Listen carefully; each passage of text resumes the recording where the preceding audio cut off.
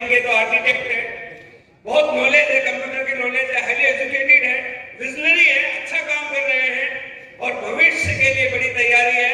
आपकी जोरदार तालियों के बीच में बुला रहा हूँ स्टार अवतार जगदीश कबीरा जी, प्लीज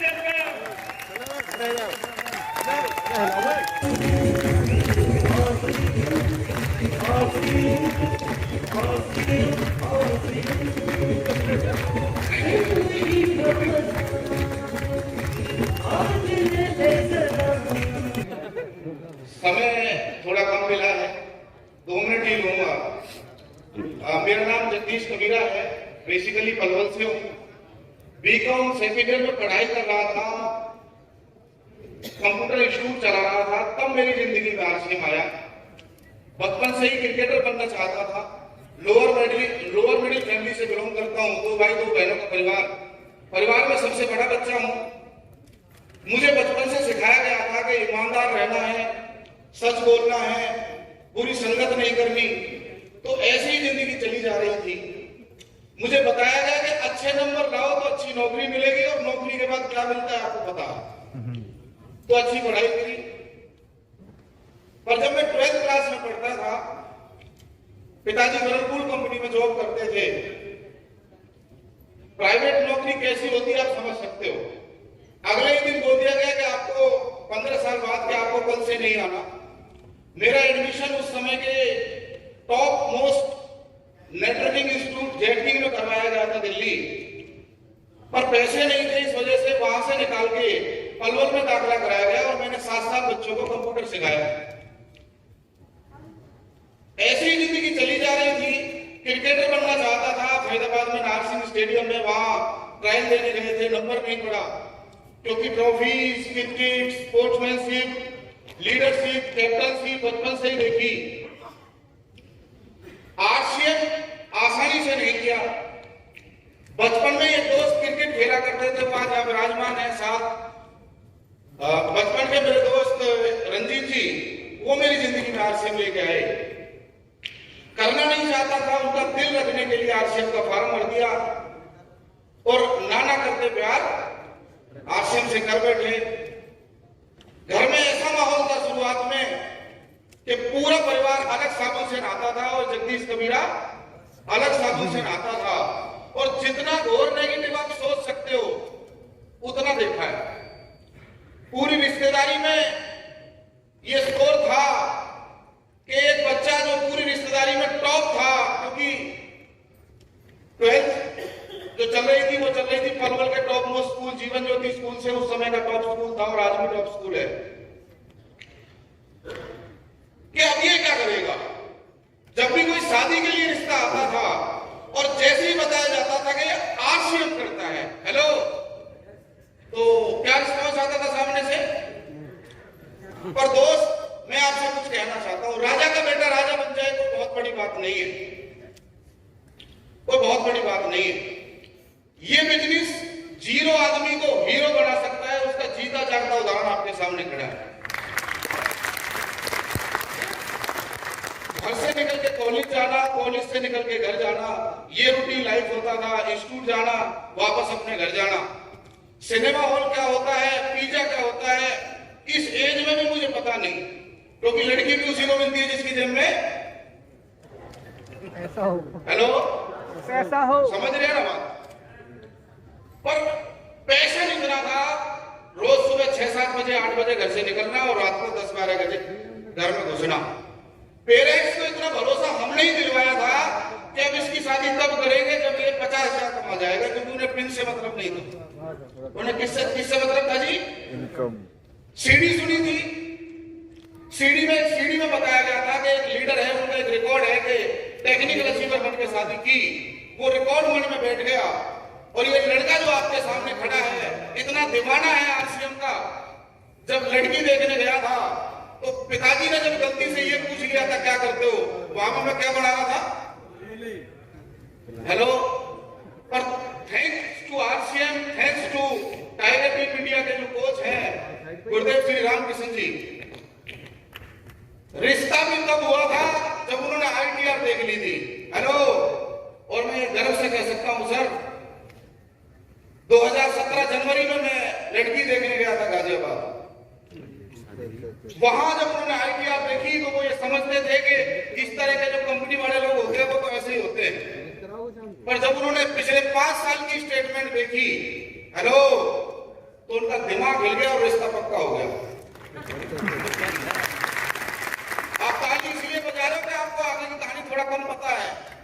वो बीवी ऐसी थी कि उसने 7 साल नौकरी करी थी, और थोड़ी सी पढ़ी लिखी बीवी का होना, जिसने जॉब करी हो, जिसके सपने बड़े हो, जिसने लिपस्टिक की 700 रुपए वाली लगाई हो, पर हर त्योहार उसने मनाया हो, बर्थडे सेलिब्रेशन, क्योंकि उसने फिल्म देखने का शौक लगाया।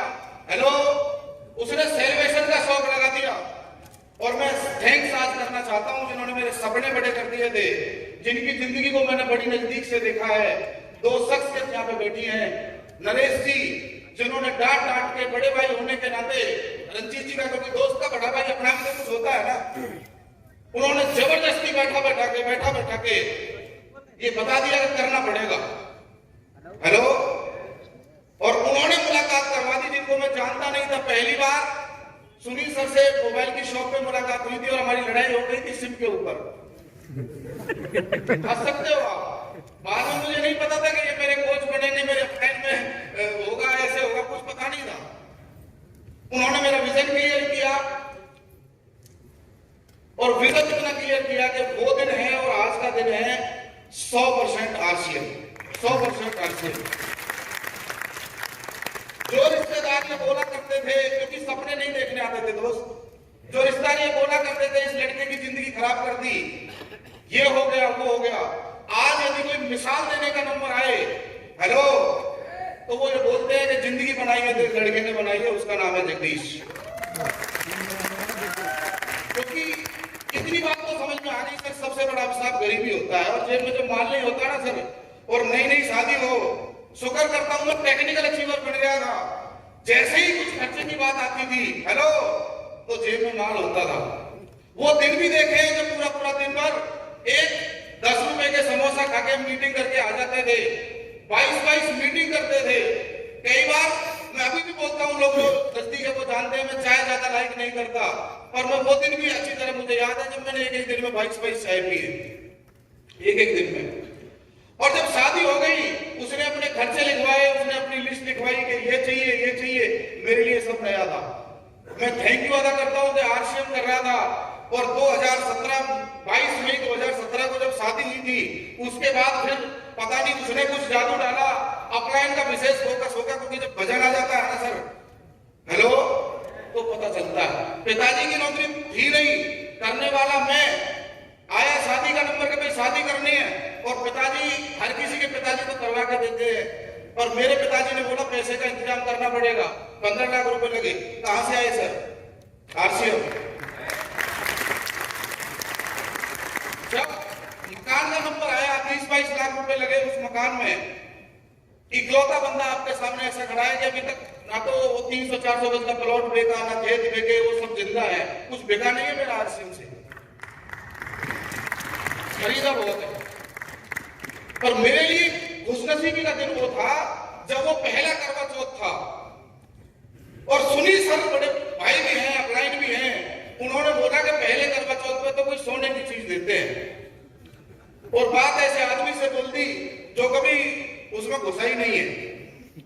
वहां मैं ऐसे तोड़ रहा था, वो जब कुछ सोने की चीज दे रहा था, ये तो हल्का सा, ये तो हल्का सा, ये ठीक सा, मैं वहां उसको दिखा के नहीं लाया, मैं वजन के हिसाब से लाया था, लेके गया था, ये 10-12 हजार का आ जाता होगा, और जब बिल बन के आया तो वो आया था 32,000 का। उस समय मुझे डर नहीं लगा, ड्यू टू आरसीएम बिजनेस। तालियां अपने आप तेज बजाओगे जब आपको पता चलेगा। इसी गली में रहता था जहां सुनील जी का मकान बिल्कुल पुल के पास में हाईवे पे है। रात को 10-11 बजे आता था, मैं बता चुका हूं, पर 10-11 बजे के बाद वो गली इतनी सुनसान थी, और अंधेरी रातों में सुनसान राहों पर एक सहनसा निकलता था जिसका नाम है, और मुझे एक चीज से बहुत डर लगता है, उनका नाम है कुत्ते। सुनील जी अपने घर में घुस जाते थे, मैं नरेश जी से बोलता था, सर चाहे रात को 12 बज जाए, कितने बज जाए, मुझे घर तक छोड़ के आओ, क्योंकि रास्ते में हमारा सामना कुछ ऐसे प्राणियों से हो जाता है। नरेश सर 1-2 दिन तो छोड़ के आए, यार छोड़ के आता हूँ उसको, को कहीं कुछ दिक्कत ना हो जाए, और एक दिन इन्होंने भी मना कर दिया। अब तो हम दोनों ही थे, कौन कौन समझ गए आप। उस समय मैंने हिम्मत नहीं हारी, सामना करते हुए पहुंच गया जैसे तैसे। अब जब बात आई कि यार क्या जिंदगी ऐसे ही चलेगी, सुनील सर ने जब सपने लिखवाए थे और गुरुदेव से जब वेरीफाई करवाए थे, तो वो गरीबी जैसी जो जिंदगी थी, मेरे सपने थोड़े कम बड़े थे, वाइफ ने आके और बड़े कर दिए। बोले मुझे तो बता रहे थे बड़बड़ डिस्ट्रिक्ट होता है, मुझे तो बता रहे थे आप बिजनेस करते हो, फोटो तो इसी ड्रेस में भेजा होगा ना, तुम यहाँ रहते हो, हेलो तुम यहाँ रहते हो, हेलो एक ही डायलॉग होता था, उसके बाद तुम यहाँ रहते हो। तो शर्म महसूस होती थी कि यार जगदीश आज से बिजनेस मैं करता हूँ और कुछ बड़ा करना है लाइफ में। अब मैं ऐसी जगह रहता हूँ कि वो कुत्ते आते ही नहीं है, पलवल की टॉप मोस्ट जगह है ओमेक्स सिटी के अंदर। दोस्त बात ये नहीं है आप यहाँ बैठे हो और आपको भूख लग रही है, आप थके हुए हो, थोड़ा सा मैं समझ सकता हूँ। बात ये है जब आप अगली बार आओगे तो पीछे ऐसे ही बैठोगे या स्टेज पे आपका नंबर आने वाला है, बात यही रहेगी। ये बिजनेस कहानी बनाने का बिजनेस है दोस्त, ये बिजनेस कहानी बनाने का बिजनेस है। जो दोस्त कॉलेज से घर से कॉलेज जो जाता था लड़का, इस दुनिया की सबसे ऊंची बिल्डिंग पे बुर्ज खलीफा पे जाके चाय पी के आ चुका है। अपनी वाइफ को जब हनीमून का नंबर आया तो 13 दिन हुए थे और उसने जब गर्व से बोला था मैं ऐसी लड़की हूं जो अपने पूरे परिवार में सबसे पहले हवाई जहाज में बैठी हूं, मेरे को खुशी हुई थी, चलो आज से मैं तो सही।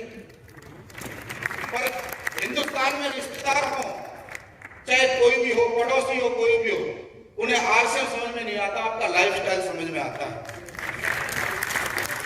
इस कोरोना में मैंने बड़े बड़े सेटल लोगों को जाते देखा है, हिलते हुए देखा है, डुलते हुए देखा है। दोस्त आपकी रिश्तेदारी में किसी अपना कोई गया होगा, दुख है मैं उस बात का, पर मजा तो तब आए जब उन्हें कोई जरूरत हो और आप खड़े होके जब कन्यादान लिखवा रहे हो तो वो गर्व से कहे सबसे ज्यादा कन्यादान लिखा जा रहा है तो वो आरसीएम वाले का है। सपने बहुत बड़े बड़े हैं, समय बहुत कम है। मैं ज्यादा बात नहीं करना चाहता, मेरे हालातों से, मेरी बयानों से, मैं दिल से जो बात कर रहा हूं उससे ही समझ जाओ। दोस्त अभी तो ये बिजनेस में बस उड़ान सी भरी है, उड़ान सी भरी है। मैं वो लड़का आपके सामने खड़ा हुआ अपने अप्लाई से शर्त लगाता था कि सर 150 रुपए में 1.5 लाख का बिजनेस करके आ गया हूं, हेलो। और अभी मैं शर्त लगाता हूं कि कोरोना में भी मैंने अपना खर्चा 80,000 रुपए महीने से कम नहीं किया। इनकम का अंदाजा अपने आप लगा लो। और वो व्यक्ति जिसकी समाज ने बोली लगाई थी 2,000 रुपए महीने के, हेलो, वो 10,000 रुपए सरकार को टैक्स देता है ड्यू टू आरसीएम बिजनेस। ये मेरे लिए है। आगे क्या होने वाला है, कैसे होगा, क्या भविष्य है, बस इतना कहूंगा दोस्त। सत्संगी परिवार से बिलोंग करता हूं, मैंने वहां गुरु की महिमा सुनी थी। मैं आपको गर्व से कह सकता हूं अपने पूरे अनुभव से, हमारे पास दुनिया के बेस्ट कोच है, बेस्ट गुरु है, बेस्ट उस्ताद है। हमने कहावतें पढ़ी थी बचपन में, कर भला तो हो भला। ये बिजनेस ऐसा है, सच में ऐसा है, किसी का भला करके अपनी जेब में माल आ सकता है। हेलो, अब इनकम की बात आती है तो 75 लाख, 80 लाख, 90 लाख कितने हो गए मुझे अंदाजा नहीं है, क्योंकि वो हर महीने 1.5-2 लाख जब आते हैं तो कहां तक गिने, कहां तक गिने। हेलो, हाईएस्ट चेक की बात 1,75,000, 1,80,000 के आसपास मैं इससे ले चुका हूं।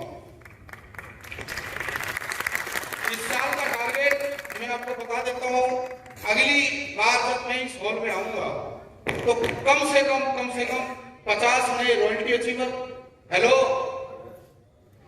10 से ज्यादा नए टेक्निकल अचीवर और बहुत सारे लोग अपनी टीम में नए लेके यहाँ पे आऊंगा।